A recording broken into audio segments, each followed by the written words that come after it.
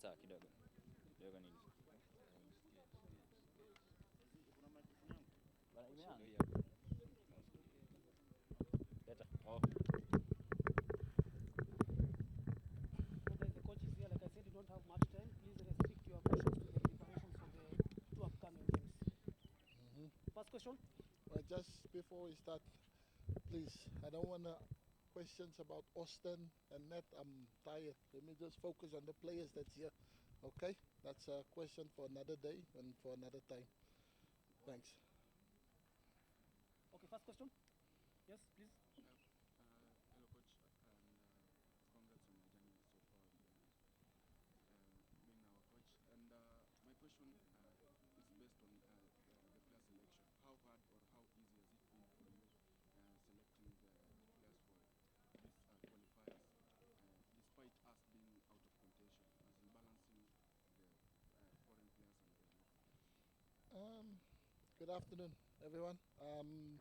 No, of course, it's always impossible and very difficult to select players, and especially after we've just had such an amazing Chan tournament, which I still regret us going out in the quarterfinals against Madagascar because I think it was there for the taking. So the boys have done incredibly well, and I was very tempted to almost select everybody, the whole Chan squad, to the internationals, but I don't think that would be fair on the European players, the players that plays abroad, because they as Kenyan as everybody else, and I think they do the best that they can with their respective clubs, and they work hard, and they also expect to be selected when they perform well for their teams to be part of the national team. So yeah, I had to kind of balance the books. So I based on just on the players and the positions where they play.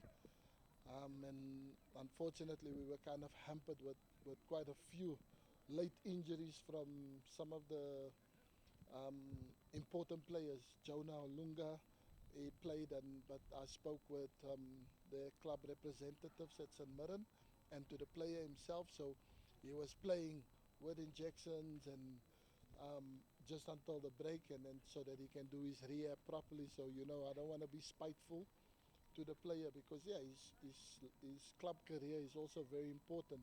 So I respected the wishes and granted him time, but so that he can recover fully, and hopefully in October we'll have him back fit again for the national team. So that's why he's an absentee from the squad. Marcelo, obviously, as we know, he had that terrible injury in the last match. So yeah, he's going to need an operation on his Achilles tendon. So he's also out.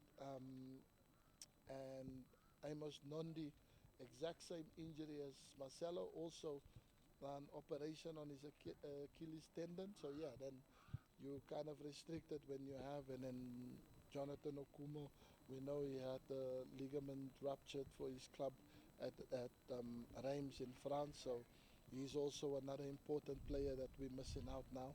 So yeah, then you kind of select based on players who's been playing since the season started, and then that's how the squad came to be selected. And obviously the boys from the Chan tournament, everybody's done well.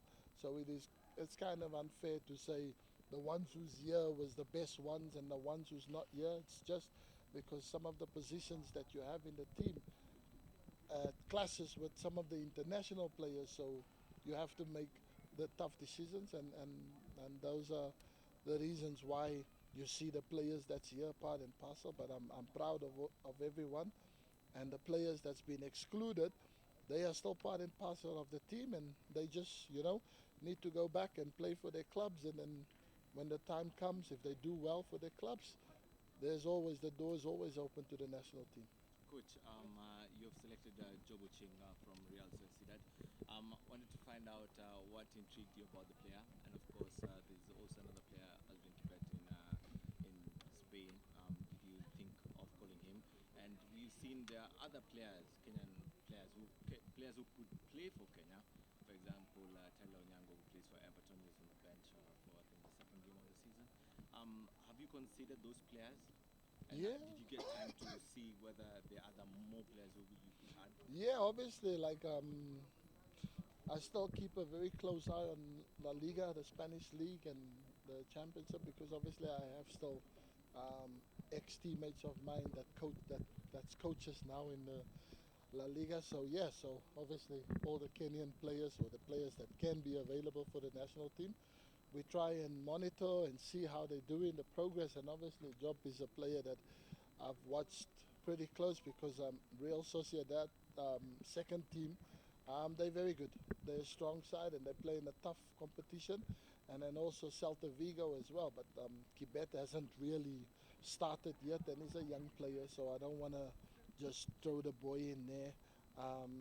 So and for me, it's about we try and accumulate as much points as we can because in life always have surprises. You never know. Teams, the top teams, Ivory Coast and Gabon, they've been doing exceptionally well up until now, but they might suffer some matches, and if you win your remaining 4 matches, you put yourself back in there.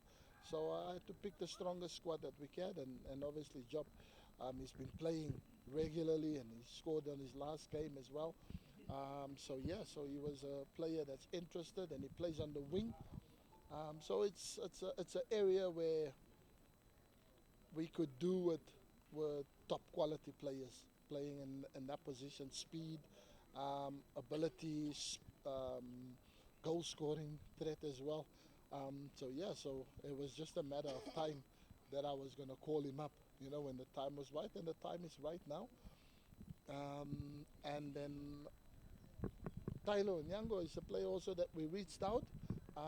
We reached out to Everton to get us some information and if the player would be willing to come and play for Kenya. But unfortunately, I wasn't able to speak to the player personally. But the team manager did spoke to his parents, and they showed their desire for him to. They want him to play for Kenya. But yeah, I think it was the timing and the time that we have wasn't on our side. There wasn't enough time. So for to do our business and get him over so that it can be part and parcel of the national team. But I definitely know going forward and in future, he's definitely a player that I would love to have in the national team.